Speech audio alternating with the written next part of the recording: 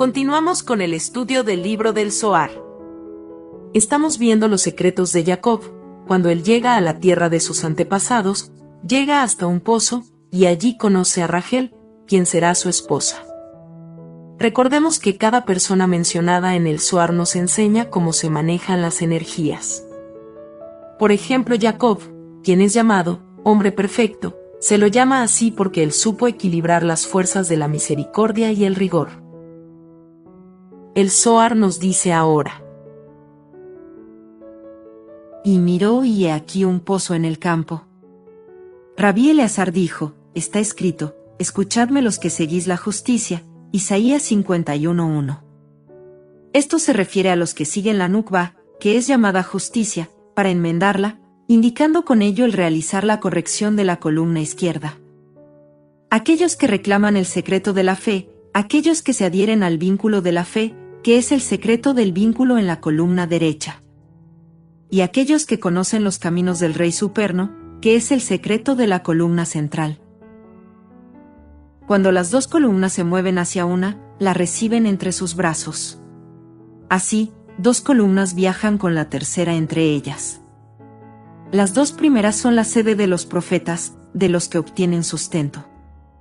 La que está en el medio se adjunta a ambos, y recibe de todos e incluye a todos. El pozo santo está debajo de ellos, y por tanto es llamado un campo de manzanos santos, porque de ese pozo abrevaban el ganado, que son las carrozas de los ángeles alados. 3 se encuentran acostados sobre el pozo, y este pozo es llenado por ellos. Este es el significado del versículo, porque de ese pozo abrevaron el ganado. El pozo también es llamado por el nombre que se forma con las letras Aleph Dalet, Nun Yud. Como vemos escrito en Deuteronomio 3:24, Adonai Elohim, tú has comenzado. Y también está escrito, y haz que tu rostro resplandezca sobre tu santuario que está asolado, por amor de Adonai, en Daniel 9:17. De esta manera, es llamado, Señor, Adón, de toda la tierra, como está escrito, he aquí que el arca del pacto del señoreador de toda la tierra, Josué 3:11. Hay otra explicación del versículo, y Jacob salió de Beer Seba y fue a Harán. Para explicar esto, Rabí Abba mencionó el versículo, alabados son los que preservan la justicia, el que obra con rectitud en todo momento, Salmo 106:3. La frase, alabados son los que preservan la justicia, indica que alabado es Israel, a quien el Santo bendito sea le dio la verdadera Torá para estudiar día y noche. Y quien se ocupa en estudiar la Torá se libera de todo, pero especialmente de la muerte, que no tiene poder sobre él. Salir de Beer Seba, que está en la Tierra Santa, es como despegarse de la Torá. Por eso, aquel que estudia la Torá y se adhiere a ella, se aferra al árbol de la vida. Si afloja su asimiento al árbol de la vida, el árbol de la muerte mora sobre él y se apodera de él. Este es el significado del versículo, si desfallecieres en el día de adversidad, escasa es tu fuerza, Proverbios 24:10. La palabra, desfallecer, significa relajarse en el hacimiento de la Torá. Respecto a la frase, en el día de la adversidad, escasa es tu fuerza. Preguntamos, ¿cuál es el significado de escasa es tu fuerza? Vemos que la palabra fuerza se dice, koach, y esto indica la palabra, ko, de la cual proviene. Sabemos que ko es un nombre dado a la Sejina. Por lo tanto, si él afloja su asimiento sobre la Torá, entonces la fuerza de la Sejina es estrecha, y ella no lo protege. Esto se debe a que la Sejina siempre está dentro de lo correcto, y siempre protege al hombre cuando camina por los senderos de la Torá. Ella empuja al mal para que no se acerque al hombre para denunciarlo. Pero cuando un hombre se desvía de los caminos de la Torá, y afloja su control sobre ella, entonces la fuerza de Ko, la Sejina, es estrecha. Porque el mal, la izquierda, tiene poder sobre ese hombre y expulsa a Ko, la Sejina, hasta que el lugar se vuelve estrecho con dificultades. Otra explicación de las palabras, escasa es tu fuerza, es que cuando un hombre se aferra a los caminos de la Torá, es amado arriba y abajo. Se convierte entonces en el amado del Santo, bendito sea él, como está escrito, y Hashem lo amó, Samuel 2:12-24. Pero cuando un hombre se desvía de los caminos de la Torá, entonces la fuerza de la Sejina es estrecha, palabra que en hebreo se dice, zar, y por consiguiente ella se convierte en su enemiga, palabra que también se dice zar, y él se vuelve de ella. Y ese mal, la mala inclinación, lo domina y se convierte en su acusador en este mundo y en el mundo que viene. Ven y mira, la inclinación al mal reina en el mundo de muchas maneras, y tiene mucho poder en el mundo. Es la serpiente tirana por la que Adán pecó, y por la cual la gente en el mundo fracasa. La atraen sobre sí mismos, hasta que les quita el alma. Cuando reina esa inclinación al mal, esta reina sobre el cuerpo, porque en cuanto se apodera del cuerpo, el alma lo abandona. Porque una vez que el cuerpo está contaminado, el alma lo abandona y asciende. Pero la inclinación al mal no tiene poder para quitar el alma a un hombre, hasta que recibe permiso para hacerlo. Muchos que vienen del lado de la inclinación al mal gobiernan el mundo. Aprendimos que todos los actos realizados en el mundo los gobiernan a través de las tentaciones. Tiene ministros y siervos cuyo servicio pertenece a los actos mundanos, que tientan a los hombres a hacer el mal. Por eso se le llama el fin izquierdo, pues, como ya se explicó, hay un fin derecho y un fin izquierdo. Y este fin izquierdo es idéntico con el fin de toda carne. Se lo llama el fin de la carne, pero no el fin de todo espíritu. Cada uno es un fin en el sentido místico, pero uno preside sobre la carne, y el otro sobre el espíritu, siendo este último el interno, y el primero el externo. Uno es derecho, el otro izquierdo. Uno es santo, el otro impuro, como ya se explicó en otra parte. Ahora se ha de observar un profundo y santo misterio de la fe, el simbolismo del principio masculino y el principio femenino del universo. En el primero están comprendidos toda santidad y los objetos de la fe y toda vida, toda libertad, toda bondad y todas las iluminaciones emergen de allí. Todas las bendiciones y los rocíos benignos, todas las gracias y bondades, todos ellos se generan de ese lado, que se llama el sur, el Gesed, que es bondad y amor. En cambio, del lado del norte, que es Geburá, el rigor, sale una variedad de grados que se extienden hacia abajo, al mundo inferior. Esta es la región de la escoria del oro, que proviene del lado de la impureza y lo repugnante, y que forma un vínculo entre las regiones superior e inferior. Y está allí la línea donde se juntan los principios masculino y femenino, formando reunidos al cabalgador sobre la serpiente y que Azazel simboliza. Y desde allí se extienden muchos grados que dominan el mundo, y todos ellos presentan lados de impureza, y actúan como capitanes y prefectos en el mundo. Obsérvese que Esav, cuando emergió en el mundo, era todo rojo como una rosa y era velludo según la pauta de un cabrío, Zair. Y de tal ser salieron capitanes y prefectos, plenamente armados, que dominan el mundo. Esto ya se explicó en otra parte. Obsérvese ahora, el versículo antes citado, los que preservan la justicia, indica a aquellos que guardan la fe del santo bendito sea, pues él es justicia. De modo que el hombre ha de poner cuidado en no desviarse y ha de guardar el camino de la justicia, pues el Eterno es justicia y todos los caminos de él son justicia. El versículo continúa, que obra con rectitud en todo tiempo. Las palabras en todo tiempo no han de tomarse literalmente, sino que se ha de referir a quienes procuran seguir los caminos de la Torá y dispensan caridad a quienes necesitan de ella. Pues cuando se da la caridad al pobre, su efecto se siente en lo alto y aquí abajo, porque esa caridad asciende a lo alto y alcanza la región de Jacob, que es el carro superior, y hace que las bendiciones fluyan a esa región desde la misma fuente de las fuentes. Y desde esa caridad hace que en abundancia fluyan bendiciones a todos los seres inferiores, y a todos los carros y ejércitos. Todos estos son bendecidos y aumentan en iluminación, como corresponde, porque todos ellos están comprendidos en el término tiempo. Entonces, este es el sentido de las palabras, que obra con rectitud en todo tiempo. Obsérvese que mientras Israel estaba en Tierra Santa extraía bendiciones desde arriba hacia abajo, pero después de que hubo partido de Tierra Santa, vino a estar bajo un poder extraño y las bendiciones fueron retraídas del mundo. Primero, Jacob se halló bajo la jurisdicción sagrada, pero cuando partió del país entró en una jurisdicción extraña. Y antes de pasar a una jurisdicción extraña, el santo bendito sea se le apareció en un sueño, y él vio cosas maravillosas y ángeles santos lo acompañaron, hasta que se sentó junto al pozo, simbólico de la unión de Tiferet con la Nukba. Y cuando se sentó junto al pozo las aguas de éste salieron hacia él, como un portento de que encontraría allí a su mujer. Y la misma cosa aconteció a Moisés. La significación interna del asunto es que, el pozo solo hizo salir agua cuando vio su afinidad para formar con él una unión. Después vemos que dice: Jacob entonces prosiguió su viaje, y fue a tierra de los hijos del oriente, Génesis 29:1. Rabí Abba dijo: Si Labán moraba en Harán, ¿por qué Jacob siguió más lejos?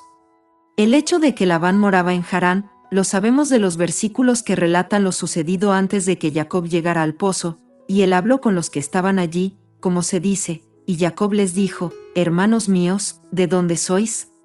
Y ellos dijeron: Somos de Harán. Y él dijo: ¿Conocéis a Labán el hijo de Nahor? Y ellos dijeron: Lo conocemos. Pero la verdad es que Jacob pensó: Yo deseo entrar en comunión con la Sejiná, o en otras palabras, deseo casarme. Y después se dijo a sí mismo: Y bien, cuando el servidor fue enviado a tomar una mujer para mi padre, encontró un pozo de agua por el cual se encontró con la destinada a ser mujer de mi padre. Pero he aquí que en este lugar yo no encontré ni fuente ni pozo, ni agua alguna. Inmediatamente, continuó y llegó a la tierra de los hijos del oriente, donde encontró el pozo y donde encontró a su esposa Rachel. Rabí Eleazar dijo: Ese lugar seguramente fue Harán, pero el pozo se hallaba en un campo distante, y por eso se dice que Rachel corrió y lo contó a su padre. El sentido místico del pozo es que representa el deseo del masculino por unirse con la femenina. Como Jacob tenía totalmente controlado el deseo de unión marital, en ese momento que él estaba buscando una esposa, fue que ese pozo estaba en un campo distante y no en Harán, ya que Harán representa las energías que influencian a una persona para conseguir placer egoísta desprovisto de espiritualidad. Rabí Eleazar observó además: Como Jacob encontró a su mujer junto al pozo, ¿por qué no encontró allí a Lea, que hubo de ser madre de tantas tribus? La respuesta es que no era voluntad de Dios que Lea fuese desposada a Jacob abiertamente. Y de hecho se casó con ella sin su conocimiento, como está escrito: y aconteció en la mañana que aquí era Lea, Génesis 29:25.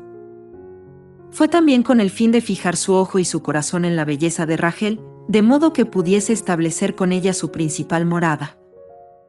¿Cómo conoció Jacob que ella era Rachel? Debemos suponer que se lo dijeron los pastores, como está escrito: y he aquí a Rachel, su hija, que viene con el ganado. Más adelante Jacob dice a Labán: Te serviré 7 años por Rachel tu hija más joven. ¿Por qué Jacob había de mencionar 7 años y no 10 meses o 1 año? Por una cosa, Jacob no quería que la gente dijera que él deseaba lujuriosamente la belleza de Rachel. También sabía que la sabiduría de la luna requiere 7 años, y todos los 7 años superiores revoloteaban sobre Jacob antes de que se casara con Rachel, de modo que su asociación con ella pudiese cumplir su verdadero propósito. Pues Jacob, antes de su casamiento, se apropió de todos esos años, de modo que cuando al fin vino a ella pudiese ser como el cielo a la tierra. De ahí que se dice: y le parecieron solo unos pocos días. El sentido interno de la palabra ahadim, pocos, es que todos los 7 años, le parecieron a esos años superiores que están unidos juntos, como para formar un todo complejo y una unidad inseparable. El versículo continúa: por el amor que tenía por ella, es decir, su deseo de reproducir la pauta superior. Rabí Abba dijo: Jacob seguramente sirvió 7 años para unirse al año sabático. Rabí Eleazar dijo: Observad que el año del jubileo, toda vez que se lo menciona, simboliza lo no develado para la mente humana, mientras que el año sabático simboliza lo develado. Así, cuando Jacob hubo servido los primeros 7 años, salió una voz y dijo: Oh Jacob, está escrito, de un mundo al otro mundo, Salmo 106, 48. Un mundo es el mundo superior, que está velado, la categoría del año del jubileo. De ahí que estuvieron escondidos de Jacob, que así equivocadamente pensó que sus propios 7 años eran del septenio sabático. Su interioridad estaba escondida de él para que hiciera un comienzo desde el mundo más alto, desde el ciclo del jubileo que es no develado. Y después de que hubieran pasado los años simbólicos del ciclo del jubileo, que es lo no develado, sirvió los años del septenio sabático que son develados. Así fue coronado con los dos mundos y sostenido por ambos. Observad que Lea concibió 6 hijos y una hija. Esto estaba en el orden de las cosas, pues sobre ella se hallaban establecidas 6 direcciones del mundo. Lea simboliza el jubileo, que también es la sefirá Biná, que como sabemos, de Biná salen las 6 sefirot de Seirampín y también la sefirá Malhut. Así, los 6 hijos y una hija formaron un símbolo de estos grados. Rachel tuvo 2 justos, y esto también estuvo en orden, pues el septenio sabático está perpetuamente colocado entre 2 justos, como está escrito, los justos heredarán el país, Salmos 37, 29. Un justo en lo alto y uno abajo, los cuales son Yesod de Biná y Yesod de Yesod. De ese en lo alto hay un fluir de aguas superiores, y del de abajo, hay un recíproco manar de agua del principio femenino hacia el principio masculino, en éxtasis perfecto. Hay así un justo en este lado y un justo en ese otro, y como el principio masculino arriba, está situado entre 2 justos. De ahí que Yosef y Benjamín representan a los 2 justos. Yosef mereció ser el símbolo del justo en lo alto, en virtud de que había cuidado bajo guardia el signo del pacto sagrado. Benjamín fue el justo abajo, de modo que el septenio sabático fue coronado entre justos, es decir, Yosef el justo y Benjamín el justo. Cabe preguntar, ¿Benjamín fue efectivamente un hombre justo? Sí, lo fue en cuanto nunca en su vida cometió transgresión con respecto al signo del pacto sagrado. Pero es verdad que nunca estuvo expuesto a una tentación como la de Yosef. Si es así, ¿por qué se lo llamó justo? La razón es que durante todo el tiempo del duelo de Jacob por la pérdida de Yosef, Benjamín se abstuvo de relación conyugal. Pero cabe decir, cuando Yosef fue desterrado, ¿no era Benjamín solo un niño? Entonces, ¿qué sentido tiene decir que se abstuvo de relación conyugal? La respuesta es que se abstuvo de relación conyugal aún después de haberse casado.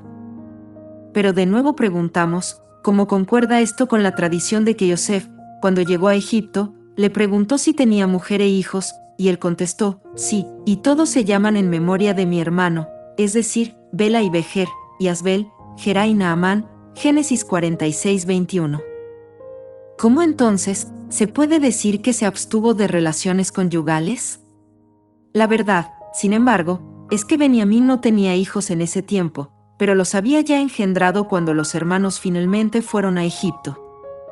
Entonces Benjamín seguramente observó abstinencia conyugal todo el tiempo en que su padre estuvo de duelo por Yosef, diciendo, he aquí que mi hermano Yosef era el signo del pacto sagrado de mi padre, siendo ese signo la terminación del tronco del cuerpo. Ahora que él está perdido, tengo yo que guardar el lugar de mi hermano. Aún se puede objetar que cuando Yosef se perdió, Benjamín aún no había probado ser justo, y efectivamente no lo hizo, hasta el tiempo en que resistió la tentación. Pero la verdad es que Jacob sabía que Yosef guardaría ese lugar, y los otros lo supieron por Jacob. Por esta razón él prolongó su permanencia con Labán hasta que su cuerpo se completó, y la completitud la constituye el signo del pacto sagrado. De ahí que está escrito, y aconteció cuando Rachel dio a luz a Yosef, habiendo Jacob dicho a Labán en tantas palabras, ahora que mi cuerpo se ha completado deseo irme. De esta manera supo Benjamín que su hermano era justo, y siguió sus pasos. Y cuando Yosef hubo sido encontrado, Benjamín regresó a casa, tuvo relación conyugal y engendró hijos. Así el santo bendito sea lo declaró justo a Benjamín aquí abajo, y a Yosef justo arriba. Por lo tanto, encuadraba en el orden de las cosas que Rachel tuviese 2 hijos, y Lea 6 hijos y una hija. Los primeros 7 años fueron así develados de Jacob, como que representaban el ciclo del jubileo. Y mientras estaba con intención de servir los 7 años sabáticos, que son del reino develado, representados en los 7 años que él trabajó por Rachel, Jacob en realidad sirvió al ciclo del jubileo, que pertenece al reino no develado, representado por Lea. Así la escritura dice, y Jacob sirvió 7 años por Rachel, no estando calificado el término 7 años, lo que implica que sirvió por Rachel 7 años del orden superior, y de este modo tomó de ambos mundos. De ahí aprendemos que solo a través de lo develado puede un hombre alcanzar lo no develado. Si se pregunta cómo pueden los primeros 7 años corresponder al ciclo del jubileo, dado que con respecto a los últimos está escrito 7 veces 7 años, en Levítico 25:8, y aquí no hay 7 veces. La respuesta es que las 7 veces están representadas en los 7 días de festividad con que Jacob celebró su boda con Lea. Así se completó el número, pues cada día puede ser considerado como séptuplo, en armonía con el versículo, 7 veces cada día te alabo, por tus justas ordenanzas, Salmo 119, verso 164. Y así los 7 años se completaron por los 7 días. Pero se puede decir, Jacob primero hubo de servir el septenio sabático y ligarse al grado del año sabático. La respuesta es que, como en intención lo sirvió, el efecto fue el mismo que si los hubiera servido en realidad. Rabí Abba vino entonces a Rabí Eleazar y lo besó, diciendo, bendito sea el misericordioso por la exposición de este versículo. Acerca de tal privilegio, está escrito, por consideración a su rectitud, el Eterno se complacía en hacer la Torá grande y gloriosa, Isaías 42:21. Rabí Eleazar dijo luego, seguramente es correcto lo que se dijo sobre Lea, que tuvo 6 hijos y una hija, y sobre Rachel que tuvo 2 hijos. Pero, ¿cómo encuadran en el esquema los hijos de las concubinas? Ellos constituyen las 4 articulaciones, las últimas partes traseras a que se alude en la sentencia. Y todas sus partes traseras eran hacia adentro, Reyes 1, 7:25, pues el brazo derecho contiene 3 articulaciones, de las cuales la del medio es la más grande y se proyecta hacia atrás, hallándose fuera del cuerpo. Hay una articulación similar en el brazo izquierdo, lo mismo que en la pierna derecha y en la pierna izquierda. Y cuando el codo está debidamente ordenado, todas ellas miran hacia adentro, en cumplimiento de la afirmación, todas sus partes traseras fueron hacia adentro.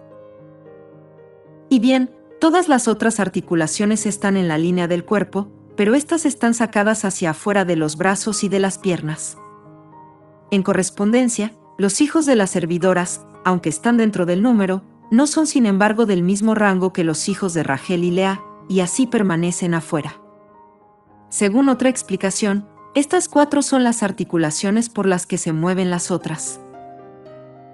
Rabí Abba observó, así es seguramente, y de este modo se halla adecuadamente construido el todo.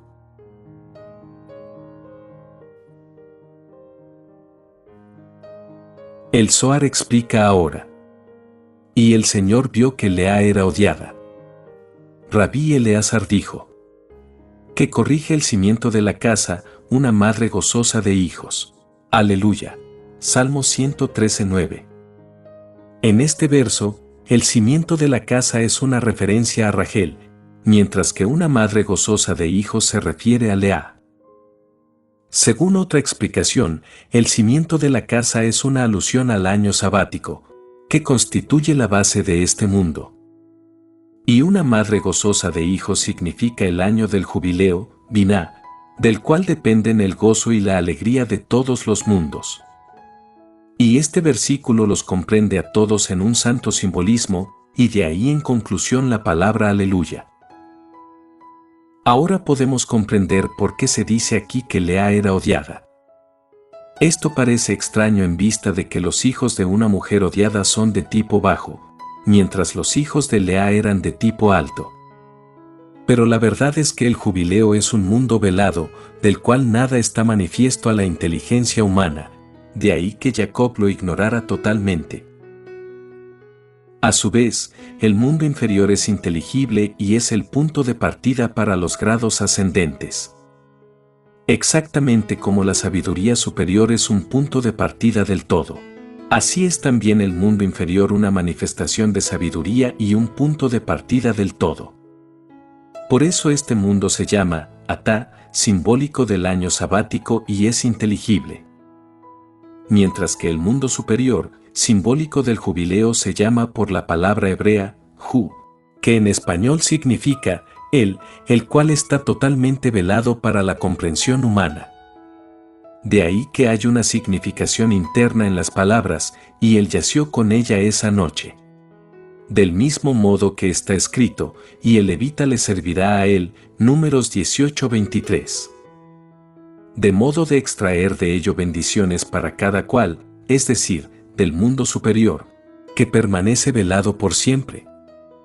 Pero Jacob no tuvo intención de ligarse a lo no develado, sino solamente a lo develado, en armonía con el sentido recóndito del versículo, y él adherirá a su mujer, Génesis 2:25. Este es el sentido de por qué Jacob tenía intención de ligarse a Rachel y no a Lea, pues Rachel representa el mundo inteligible, o sea el mundo revelado, mientras que Lea representa el mundo oculto. Obsérvese que el mundo fue firmemente establecido en consideración a Jacob. Pues aunque dijimos en otro lugar que fue en consideración a Abraham, la verdad es que fue por consideración a Jacob que Abraham había sido firmemente establecido, como está escrito. Así dijo el Eterno, respecto de la casa de Jacob que redimió a Abraham, Isaías 29:22. Pues primero el Santo bendito sea construyó mundos y los destruyó. Y solamente cuando vino Jacob tomaron los mundos su forma final, y ya no fueron destruidos como antes. Dice la Escritura, pero ahora dijo así el Eterno que te creó, oh Jacob, y el que te formó, oh Israel. Israel también es llamado hijo por el Santo bendito sea, como está escrito, Israel es mi hijo, mi primogénito. Y también, que mi hijo vaya para que pueda servirme, Éxodo 4:22. La misma alusión hay en el versículo, ¿cuál es su nombre y cuál es el nombre de su hijo, si sabes? Proverbios 34. Respecto al primer hijo que tuvo Lea, vemos que dice: y ella llamó su nombre Rubén, que literalmente puede entenderse como, mira, un hijo. No le dio un nombre más específico, porque él hubo de formar un grupo con los otros dos, Simón y Leví.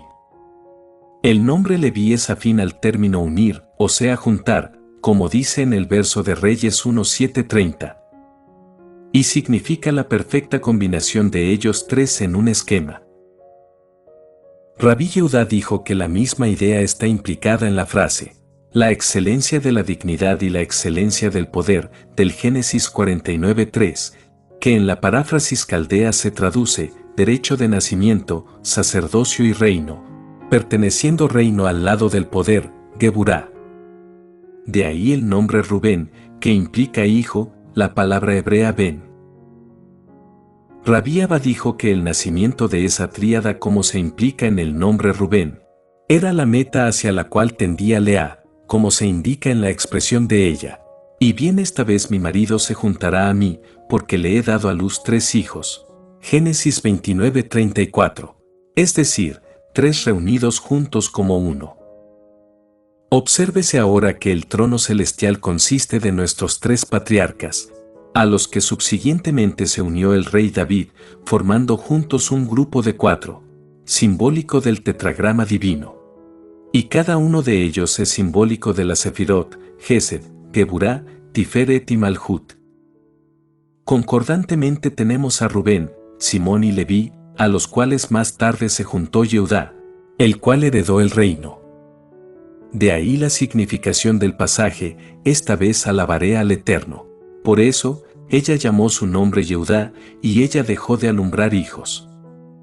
Esto viene dado por la razón de que ahora estaban completos todos los 4 sostenes del trono celestial. De paso cabe preguntarse, ¿por qué dijo ella, esta vez alabaré al Eterno, con respecto a este hijo y no con respecto a ninguno de los otros? La verdad es que de aquí aprendemos que mientras la comunidad de Israel está en exilio, permanece incompleto el nombre divino. La comunidad de Israel indica la Sefirá Malhut, este mundo físico. Y si este mundo físico está exiliado de la sabiduría celestial, el nombre divino no se completa, es decir, no se crea la conexión para que los influjos de bendición bajen hasta este mundo. Continuando con el tema, obsérvese que con el nacimiento de 3 hijos aún no estaba completo el trono celestial, hasta que nació Yehudá. De ahí que solo entonces Lea dijo, esta vez alabaré al Eterno, y no con respecto a ninguno de los otros hijos. Y de ahí que el término Bata Amad, que significa, y ella dejó de parir, implica que el trono celestial se paró firmemente entonces en sus sostenes. Se ha de agregar que este término también indica que hasta ese punto hay unidad, pero debajo de él está el mundo de separación. En cuanto a los otros 2 hijos nacidos subsiguientemente, con las mismas características, estos fueron unidos con los otros, constituyendo juntos una unidad simbólica de las 6 direcciones del mundo. Obsérvese además que todas las 12 tribus son las partes integrantes de la comunidad de Israel en este mundo, para dar fuerza plena a la luz superior, envuelta en negrura, y restaurar el principio radical del todo a su lugar. Todos los mundos están construidos según la misma pauta, y a través de esta relación el mundo inferior se completó según la pauta del mundo superior. Con el nacimiento de Isahar y Zebulún se completó el número 6, simbólico de las 6 direcciones del mundo: arriba, abajo, derecha, izquierda, adelante y atrás, cada una constituyendo una de las 6 sefirot de Seir Anpin. Entonces de nuevo los 4 hijos de la servidora se asociaron con ellos, siendo ellos las 4 articulaciones que se les doblaban, como ya se explicó. Así la escritura dice de ellos, y sus partes traseras estaban hacia adentro. Primer libro de Reyes 7:25. Es decir, aunque estos otros 4 eran los hijos de las servidoras, sin embargo pertenecían hacia adentro. Rabí Hizquía dijo, hemos afirmado que lo que produce el mundo inferior pertenece a la categoría de separación, como está escrito, y de allí fue dividido, en Génesis 2:11. Si es así, ¿qué hay de Yosef y Benjamín? ¿Cómo puedes decir que pertenecían al mismo mundo que nosotros, si no salieron del mundo superior? Y lo que el mundo inferior produce es para el mundo inferior y no para el mundo superior. Y si es así, están separados de los otros, pues se ha asentado que lo que el mundo inferior produce pertenece a la categoría de separación. Rabí Abba se levantó y lo besó y dijo, esta es una dificultad real, pues es verdad que el mundo superior se perfecciona con las 12 que propiamente le pertenecen. Pero cabe resolverla esotéricamente de la siguiente manera. En cada momento el justo sale del mundo inferior y a la vez entra en él. El justo es Yesod. De ahí que es construido en este lugar, mientras que su raíz está arriba. Así siempre está presente en el mundo inferior. Vemos que cuando Rachel estaba dando a luz a Benjamín, está escrito, y aconteció que el alma de ella estaba partiendo, pues ella murió, Génesis 35:18. Y bien, el justo está a la vez dentro y fuera de este mundo inferior. Cuando entra en él lo hace simbolizado por Benjamín. De ahí que en conexión con el nacimiento de Benjamín se dice, y aconteció que el alma de ella estaba partiendo, pues ella murió, donde el alma de ella alude al justo que estaba partiendo, es decir, Benjamín. Ella lo llamó Ben-Oni, que significa hijo de mi tristeza, pensando que quien estaba en su entraña pertenecía al mundo inferior, el mundo de separación, dejando así solamente 11 como pertenecientes al mundo superior. Pero su padre lo llamó Benjamín, hijo de la mano derecha, que implica que ascendió hacia lo alto, al mundo superior, pues cuando Yosef desapareció ocupó Benjamín su lugar. De este modo el justo entra en el mundo inferior y sale de él. Por consiguiente, Yosef y Benjamín y todos los otros completaron el número 12, que formó una unidad según la pauta superior.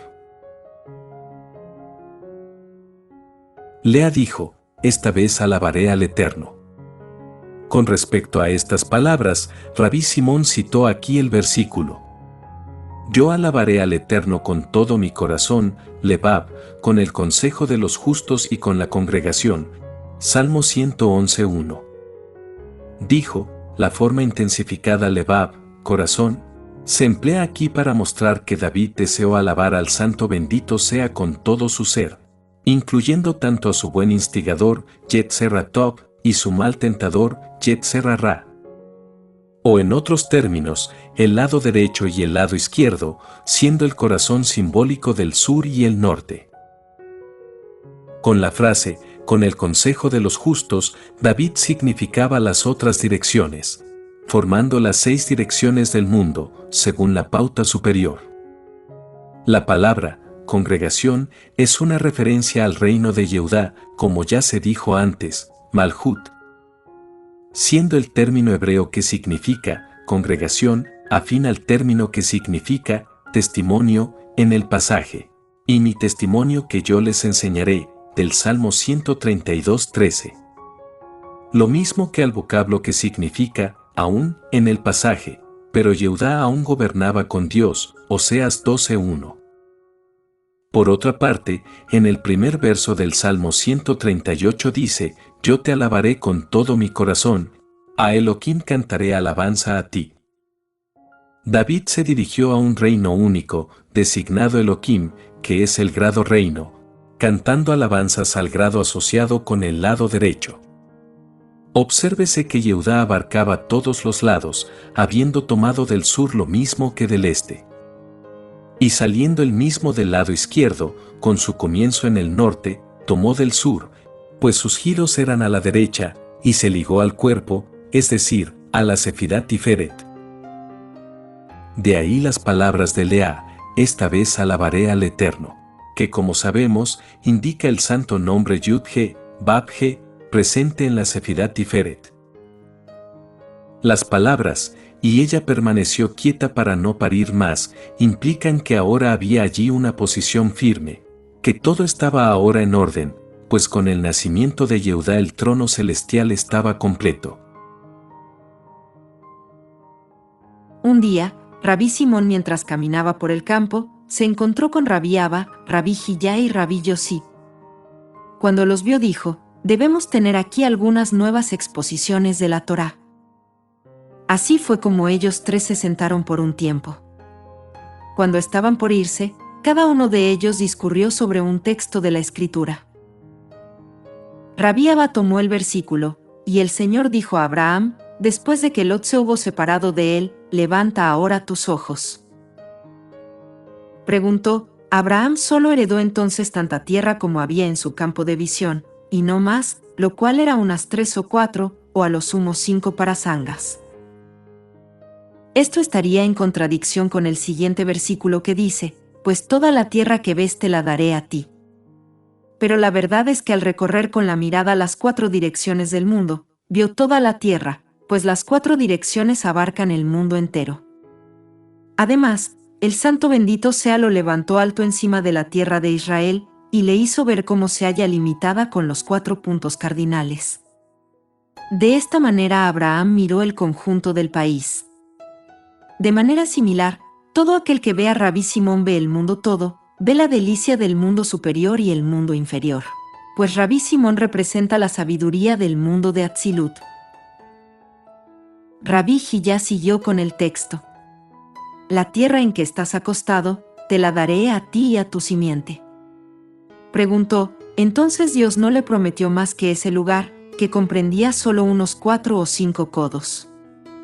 Pero la verdad es que el Santo bendito sea, en ese momento incluyó la totalidad de la tierra de Israel en esos 4 codos, de modo que el lugar comprendía al país entero.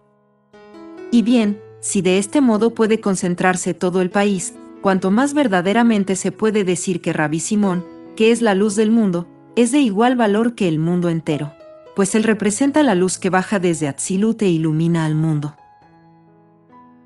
Entonces Rabí Yosí tomó el pasaje, esta vez alabaré al Eterno. Preguntó, ¿no cabía igualmente que Lea alabara al Eterno por el nacimiento de sus otros hijos? Pero la verdad es que Yehudá, por ser el 4º hijo, completaba el trono celestial. Así, solo Yehudá es el sostén del trono celestial y es su verdadero soporte. Por esta razón fue llamado Yehudá, una palabra que contiene el nombre divino con el agregado de la letra Dalet, cuyo valor numérico es 4, que señala los 4 sostenes del trono celestial. Con cuanta más razón esto se puede decir de Rabí Simón, el cual ilumina el mundo entero con la luz de la Torá, y que enciende la luz de muchas lámparas. Agrego una nota que no viene en el Zohar. Nótese que acaba de hablar de la simbología del 4, y se mencionaron 4 maestros.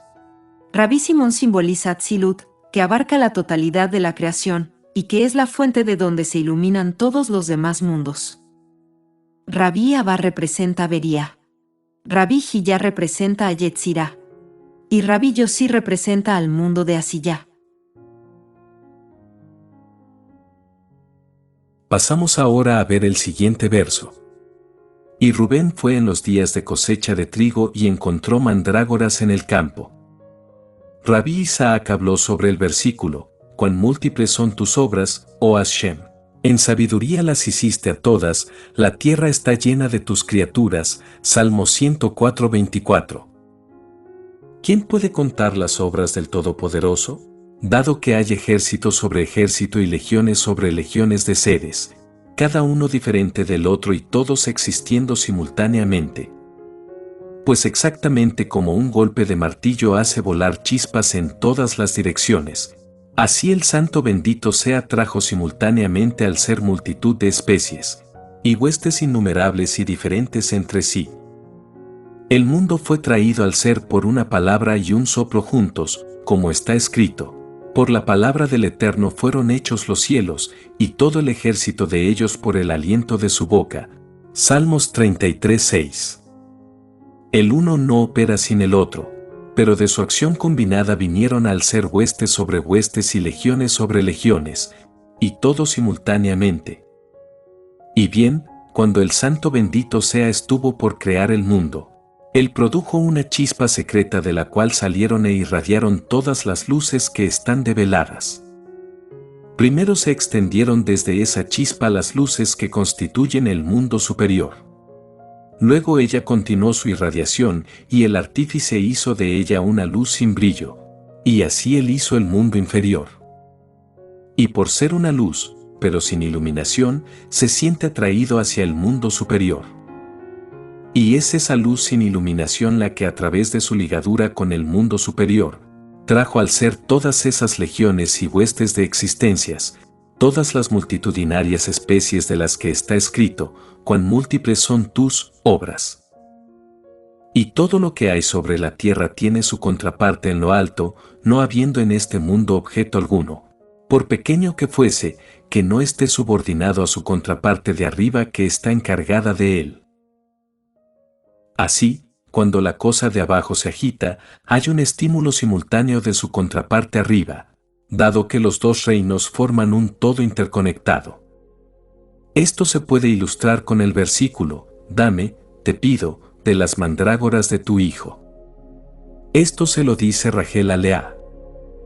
Pero no fueron las mandrágoras quienes hicieron que Rachel tuviese hijos. No obstante, el Santo bendito sea las empleó como un instrumento para procurar el nacimiento de un niño, Isahar, que habría de atenerse a la Torá más firmemente que todas las otras tribus. Rachel primero se atuvo fuertemente a Jacob, y no le permitió ir a Lea, como está escrito: ¿es poca cosa que me hayas quitado a mi esposo? Pero más adelante vemos que Rachel dice a Lea: por eso él estará contigo esta noche debido a las mandrágoras de tu hijo. Así, las mandrágoras fueron responsables por el nacimiento de Isahar, a través del cual la fragancia de la Torá ascendió a la presencia del Todopoderoso. En armonía con las palabras, las mandrágoras producen fragancia, Cantar de los Cantares 7:14. En razón de esas mandrágoras, Rachel le permitió a Lea estar con Jacob esa noche. Por eso luego está escrito: y él estuvo con ella esa noche. En este verso, el término él, que como vimos en hebreo se dice Hu, seguramente señala el nombre del Eterno compuesto de las letras Aleph Lamed, del mundo superior, que en todas partes se señala con el vocablo Hu, que indica un reino no develado. Isahar tomó la Torá, que se llama el árbol de vida, con la significación de vida del mundo superior que se llama Hu, y no Atá.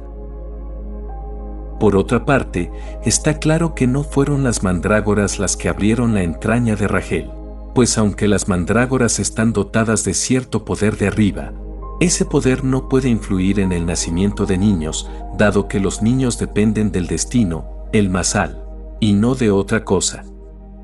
Pero las mandrágoras también son una ayuda para las mujeres que son lentas en tener hijos, pero no estériles, hallándose estas últimas bajo la influencia del masal.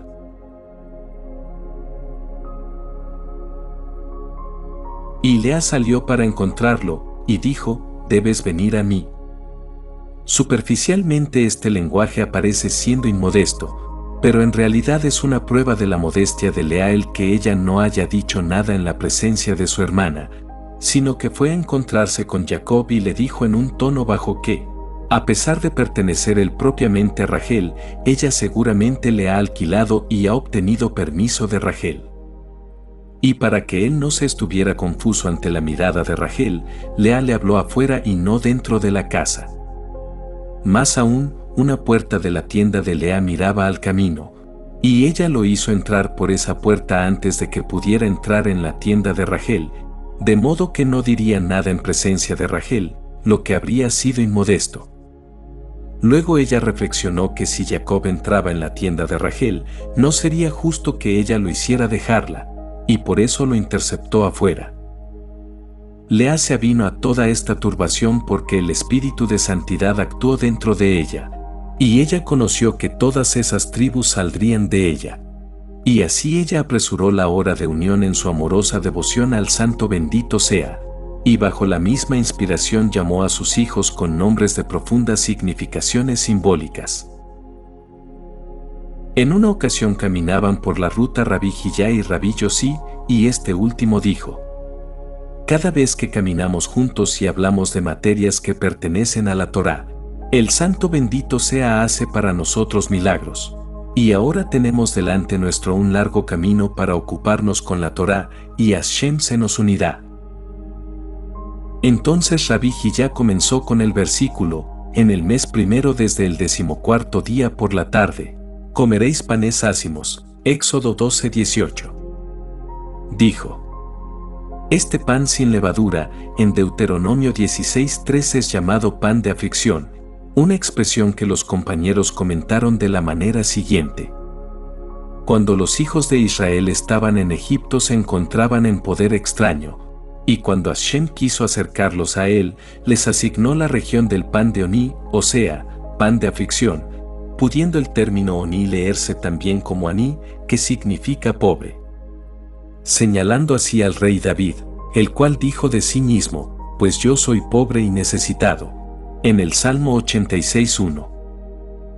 Y bien, este pan de aflicción se llama matzah, pan sin levadura, simbólico del principio femenino, el cual sin el principio masculino está, por así decirlo, en pobreza. Así los hijos de Israel fueron primero acercados al grado simbolizado por matzah. Pero luego el Santo bendito sea hizo que entraran en otros grados, hasta que el principio masculino se unió al principio femenino, y así matzah recibió el agregado de la letra Bab, simbólica del principio masculino. Y entonces se convirtió en mitzvah, que significa precepto. Así, dice la Escritura, por este precepto, Deuteronomio 37. Primero matzah, pan sin levadura, y luego mitzvah, precepto. Mientras los dos hombres estaban caminando oyeron una voz que decía: «Vosotros, moradores de tienda que tomáis por una senda torcida, girad a la tierra alta y no descendáis por la senda que conduce hacia abajo». Rabí Yossi dijo: «Esto prueba que Hashem cuida nuestro camino». Entonces tomaron por la senda de la montaña y ascendieron a una colina situada entre rocas enormes, y se dijeron: «Como el Santo bendito sea Él, desea que tomemos este camino, estamos seguros de que veremos algo notable o experimentaremos algún milagro. Anduvieron y se sentaron junto a una hendidura en la roca, y se asombraron de ver cómo de pronto salía de ella un hombre. Rabí Yosí le preguntó, ¿quién eres tú? Él contestó, yo pertenezco a los habitantes de Arcá. Le preguntaron, ¿hay ahí seres humanos? Sí, contestó, y ellos siembran y cosechan. Algunos de ellos son de un aspecto extraño, diferente del mío, y la razón por la que ascendí a vosotros es para aprender de vosotros el nombre de la tierra donde moráis. Rabí Yosí contestó, esta tierra se llama Eretz, es decir, la Eretz, tierra, de vida, de la que está escrito. En cuanto a la tierra, Eretz, de ella viene el pan, Job 28:5, que implica que solamente de esta tierra viene el pan, pero no de ninguna otra. Y si viene no es pan de ninguna de las 7 clases. Entonces el hombre regresó a su lugar, dejándolos asombrados. Dijeron, seguramente el santo bendito sea él, desea recordarnos algo mediante este incidente. Entonces Rabí Hillá dijo, seguramente es así. Y en cuanto al versículo que acabas de citar, recuerdo que mi abuelo me señalaba una idea excelente en conexión con el pan sin levadura, que el Eterno primero dio a Israel ese pan del país de vida, y luego él le dio pan del cielo. Y así lo hemos afirmado. Luego dijo que un hombre nacido en este mundo nada sabe hasta que ha probado pan, y solo entonces hay en él un despertar de la inteligencia y del poder de discernimiento. De la misma manera, cuando Israel abandonó Egipto carecía de conocimiento, hasta que el santo bendito sea le hizo gustar pan de la tierra llamada Eretz, de la cual se dice, y en cuanto a Eretz, de ella viene el pan. Entonces Israel comenzó a conocer y a reconocer a Hashem. Pero Hashem deseaba que los hijos de Israel también conocieran ese lugar que es la adecuada contraparte de esta tierra. Pero ellos no fueron capaces de hacerlo así hasta que gustaron el pan de ese lugar, es decir, del cielo. Como está dicho, yo haré llover pan del cielo para vosotros, Éxodo 16:4. El pan del cielo es el conocimiento superior. Solo entonces alcanzaron un conocimiento y una visión de ese reino. Rabí Yosí se levantó y besó a Rabí Hillá, diciendo, esta seguramente fue la reflexión que Hashem quiso recordarnos. Por eso aprendemos que para el conocimiento de Israel fue preliminar el pan. Entonces se levantaron y prosiguieron su camino. Mientras caminaban vieron 2 ciruelas de Damasco, una masculina y otra femenina, lo que hizo que Rabí Yosí observara. No hay especie que no se divida en masculino y femenino. Además, todo ser que existe sobre la tierra seca tiene su contraparte en el mar. Después Rabí Yosí discurrió sobre el versículo, y Jacob vino del campo a la noche, y Lea salió para recibirlo. Según la tradición ella sabía de su llegada por el rebuzno de un asno, y de ahí que la escritura dice, Isahar es un asno de huesos anchos, en Génesis 49:14, donde la palabra Garem, ancho de huesos, también puede leerse, Garam, que significa, causó, significando que el asno fue una causa de su nacimiento. Lea se dijo a sí misma, yo estoy segura de que si Jacob entrase en la tienda de Rachel, yo no sería capaz de sacarlo de nuevo. Por eso lo esperaré aquí para que pueda entrar en mi tienda.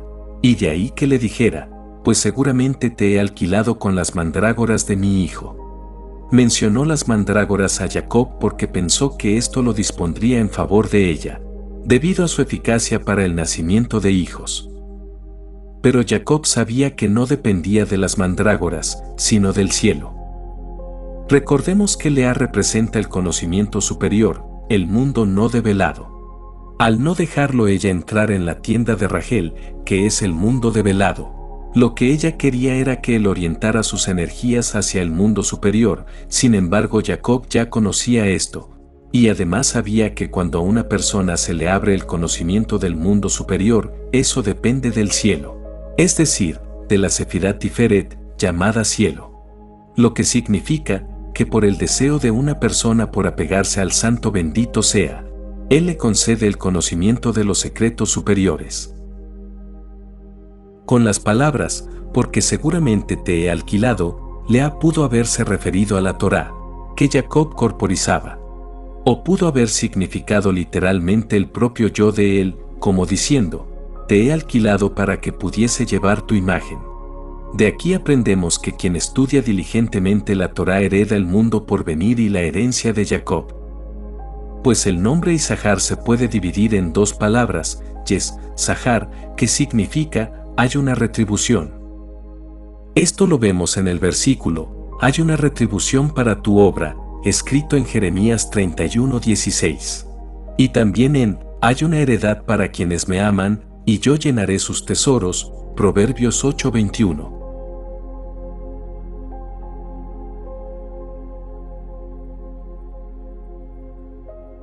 Lea dice después, ya que le he parido 6 hijos.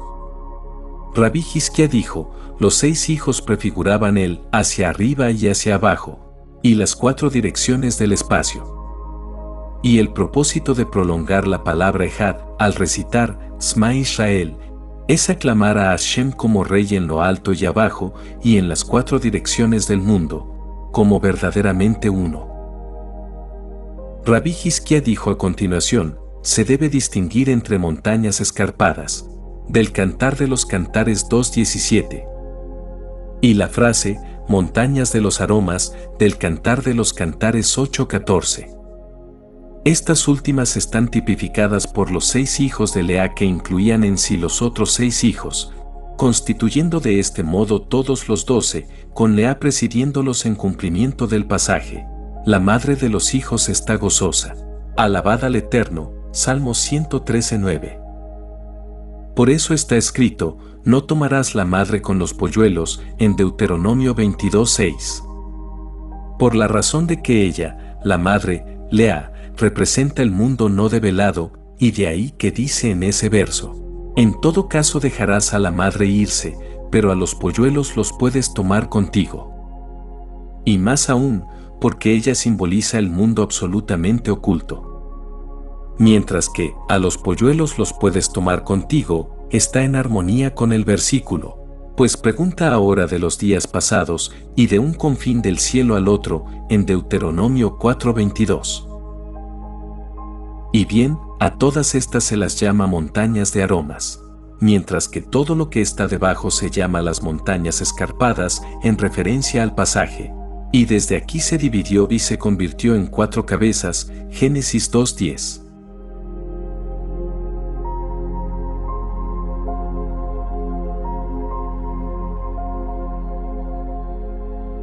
Rabí Yossi dijo, los hijos de las servidoras representaban las 4 articulaciones que eran necesarias para el perfeccionamiento del todo.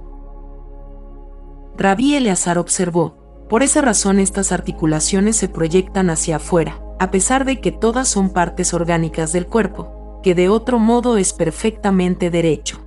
Y así todas las tribus ascienden como un testimonio a lo alto, como dice la Escritura, a donde suben las tribus de Yah, como testimonio a Israel, para dar gracias al nombre del Eterno. Salmos 122:4. Rabí Eleazar citó luego el versículo. Y aconteció cuando Rachel dio a luz a Yosef. Al nacer Yosef vio Jacob que había aparecido el adversario de Esav, y por eso se preparó para partir. Observad además, que Yosef dio fijeza a Jacob, correspondiente al tzadik, en quien el cuerpo termina. Y así mereció particularmente que se lo llamara justo. De modo que cuando Jacob vio que el cuerpo estaba completo, el cuerpo de él concibió el deseo de partir, dado que la completitud del cuerpo es el signo del pacto. Pero para todo esto fue Benjamín quien completó el número de las 12 tribus. Entonces, cabe preguntar, ¿por qué Jacob, sabiendo que el número de las tribus aún no estaba completo, no esperó el nacimiento de Benjamín para completarlo? La razón es que a Jacob lo guiaba una consideración ulterior. Dijo, está claro que si el número de tribus no se completa aquí, que es un país extraño, entonces la perfección divina se posará sobre ellos en la manera apropiada si las 12 tribus se completan en la tierra de Israel. Por eso no es deseable que alcancen la perfección en este país, sino que la alcancen solamente en Tierra Santa. La prueba de que todas las 12 tribus juntas efectúan la plena realización del mundo inferior se ve en el hecho de que inmediatamente de nacer Benjamín murió Rachel. Y este mundo inferior cayó en su lugar propio y por ellos alcanzó plena realización. De ahí que Benjamín hubo de nacer en Tierra Santa y no en otra parte. Así la Escritura dice. Y en cuanto a mí, cuando vine de Padán Aram, Rachel murió para mí en el país de Canaán, Génesis 48:7. Así Rachel murió allí y su lugar se llenó por este mundo inferior, que asumió su lugar adecuado en una casa que llegó a ser completa. Pero mientras Rachel vivió, el mundo inferior no hubiera podido perfeccionarse a través de ellos. Si se pregunta por qué Lea no murió al mismo tiempo, la respuesta es que la casa estaba en el mundo inferior, y de ella todos debían ser llevados a la plena autorrealización, pero no fue en el mundo superior. Por esta razón Lea no murió en ese tiempo. Más aún, todo lo concerniente a Lea es guardado bajo un velo, porque ella tipifica el mundo superior que está velado y no descubierto. Y esta es otra razón por la que la muerte de Lea no es mencionada en detalle, como si se menciona la de Rachel. También, en acuerdo con esta diferencia entre el mundo superior y el inferior, Lea fue sepultada apartada de la vista en la cueva de Macpelá, mientras que Rachel fue sepultada junto al camino abierto. De ahí que todas las bendiciones son de dos mundos, el descubierto y el no descubierto, aunque el todo se origina del mundo superior. Y cuando ofrendamos bendiciones al Santo bendito sea, lo asociamos a él con los dos mundos en palabras como, bendito sea el Eterno, el Dios de Israel, desde un mundo hasta el otro mundo, Salmos 106:48. Por esta razón al mundo superior se lo llama, Ju, mientras que al mundo inferior se lo llama, Atá, porque está bendecido a través del justo desde el mundo superior, ya que la palabra Atá se compone de las letras, Aleph, Tav, He. Y sabemos que las letras Aleph, Tav, que forman la palabra Et, viene a ser una designación para la Sejiná, mientras que la G al final designa al mundo físico. Por lo tanto, la palabra Atá simboliza al justo en este mundo que se une con la Sejiná. Así, la Escritura dice, bendito sea el Eterno desde Sión, que mora en Jerusalén. Seguramente es desde Sión que él es bendecido, pues la palabra Sión alude al justo, que es Yesod como ya se ha dicho. Observad que de manera similar encontramos al nombre divino repetido dos veces, en el verso de Éxodo 34:6, el Eterno misericordioso y lleno de gracia. Lo que alude a los dos mundos, al oculto y al revelado. Y esto explica la pausa tonal entre los dos. Pero por todo esto, un mundo y el otro forman juntos una unidad absoluta. Y aconteció cuando Rachel dio a luz a Yosef. Esto está mencionado para darnos a conocer que Jacob ya estaba listo para partir de Padán Aram. Respecto a esto, Rabí Yehudá dijo, Jacob, como un hombre recto, no quiso partir sin el permiso de Labán. Es verdad que al final se fue sin pedir el permiso de Labán, pero esto fue porque temió que Labán no lo dejara irse, y en consecuencia la última de las 12 tribus habría nacido en país extraño. De ahí que cuando vio que había llegado el tiempo para que naciera Benjamín, se fue, como está escrito, con todo lo que tenía. La Sejiná se ligó a la compañía de las tribus en cuanto nació Benjamín, e hizo su lugar junto a ellas. Y Jacob, por su conocimiento del simbolismo místico, supo que tan pronto como las 12 tribus se completaran, la Sejiná haría de ellas su adorno y se ligaría a ellas, y que Rachel moriría y que la Sejiná tomaría posesión de la casa. Nuestra tradición nos dice que el mundo inferior fue asignado a Jacob de la misma manera que posteriormente lo fue a Moisés. Pero esto no habría podido cumplirse hasta que estuvieran completas las 12 tribus en la casa, a la cual se ligó la Sejiná. Ocurrió entonces que Rachel fue apartada, y la Sejiná tomó su morada en la casa con todas las tribus y se convirtió en cimiento de la casa. Seguramente, él coloca en su lugar el fundamento de la casa, como dice el Salmo 113:9. Así Jacob se dijo: ahora ha llegado el tiempo para que se complete el número de 12 tribus, de modo que el mundo superior habrá de descender en la casa para ligarse a ella, y esta pobre mujer, Rachel, será sacada para dejar lugar para ello. Si ella muriera aquí, yo nunca sería capaz de irme. Más aún, este no es el país adecuado para que la casa se complete. De ahí que diga, y aconteció cuando Rachel dio a luz a Yosef. Al oír toda esta exposición, Rabí Simón dijo: seguramente todas las exposiciones de Rabí Yehudá son excelentes, pero esta supera a todas. Jacob en verdad pudo haber partido inmediatamente, pero postergó hasta que Rachel estuvo encinta con Benjamín.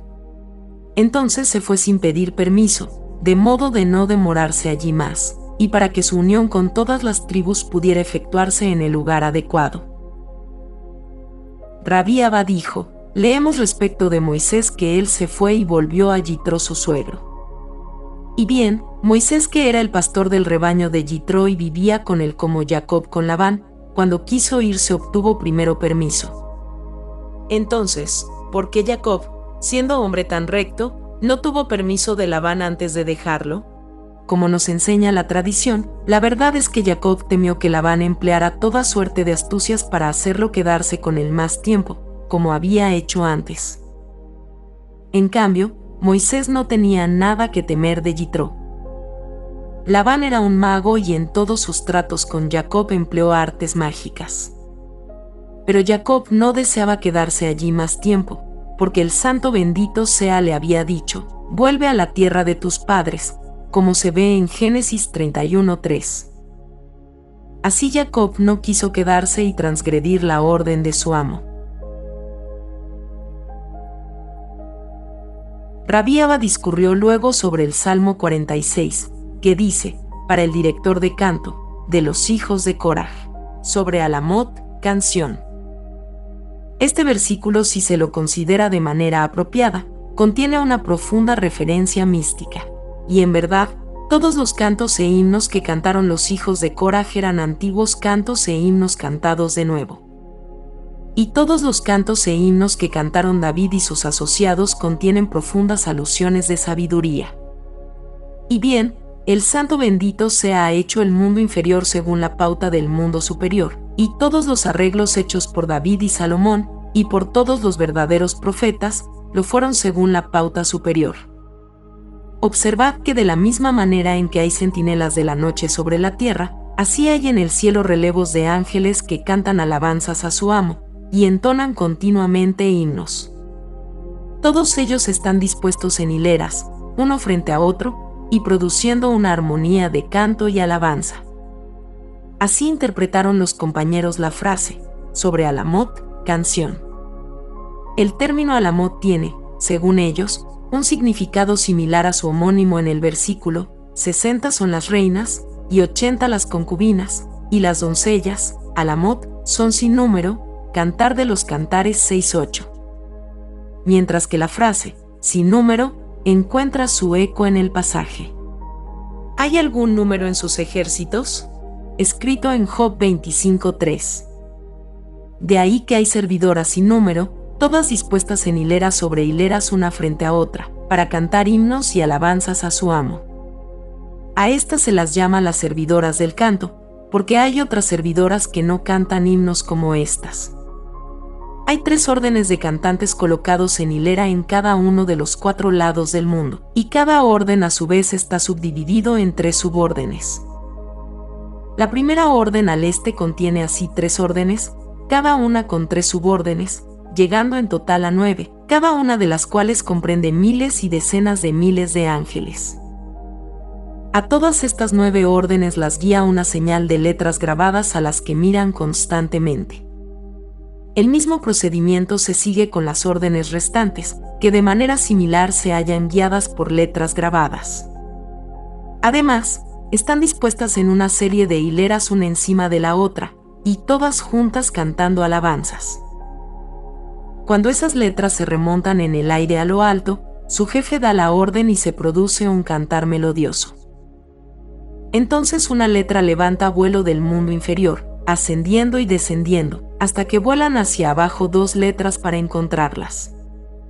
Entonces se juntan en un grupo de 3, correspondiente a las letras Yud-He-Vav, que son las 3 letras dentro del espejo que ilumina. Las 2 letras superiores que se levantan hacia arriba están entretejidas, expresando la unión de la misericordia y la severidad. De ahí que son 2 y son del mundo superior, simbolizando el principio masculino. Por otra parte, la que ascendió de abajo y se les juntó simboliza el principio femenino, y así es abrazada por los dos, de la misma manera que la hembra es abrazada por 2 brazos, el derecho y el izquierdo, de modo que se forma una unidad que es masculina y femenina. Pues cuando el mundo fue creado fueron las letras superiores las que trajeron al ser todas las obras del mundo inferior, literalmente según su propia pauta. De ahí que quien quiera que tiene un conocimiento de ellas y las observa, es querido arriba y abajo. Rabí Simón dijo: todas esas letras consisten de masculino y femenino, juntados en una unión simbólica de las aguas superiores y las aguas inferiores, que también forman una unión. Esta unión es el tipo de la unidad perfecta. De ahí que quien tiene un conocimiento de ellas y las observa, es de porción feliz en este mundo y en el mundo por venir, pues aquí está contenida la raíz principal de la unidad verdadera y perfecta. Y bien, las 3 órdenes en cada lado actúan perfectamente al unísono, siendo en verdad simbólicas del orden superior. La segunda orden en el sur también consiste de 3 órdenes, cada una con 3 subórdenes, formando un total de 9, como ya se dijo. En cuanto a las letras, ellas están distribuidas en todos los lados, como para unirse después, tanto más que hay letras del principio femenino y letras del principio masculino, cuyas 2 clases se juntan para formar una unidad simbólica del misterio del completo nombre divino. La tercera orden en el norte también comprende 3 órdenes, cada una con 3 subórdenes, que llegan a 9. El número total de órdenes en todos los 3 lados llega así a 27, que corresponde a las 27 letras, incluyendo las 5 letras finales. Estas 27 letras distribuidas en los 3 lados, consisten de 9 letras del principio femenino que se juntan y se unen con las otras 18 letras, como se explicó, siendo todas llevadas en orden apropiado. Obsérvese que según la pauta de las letras superiores, hay aquí abajo otras letras, siendo las letras superiores anchas y las inferiores pequeñas, pero unas y otras según la misma pauta. Y unas y otras contienen el misterio del principio masculino y del principio femenino, que juntos forman una unidad perfecta. En el próximo video ya veremos la parte final de esta sección del Zohar.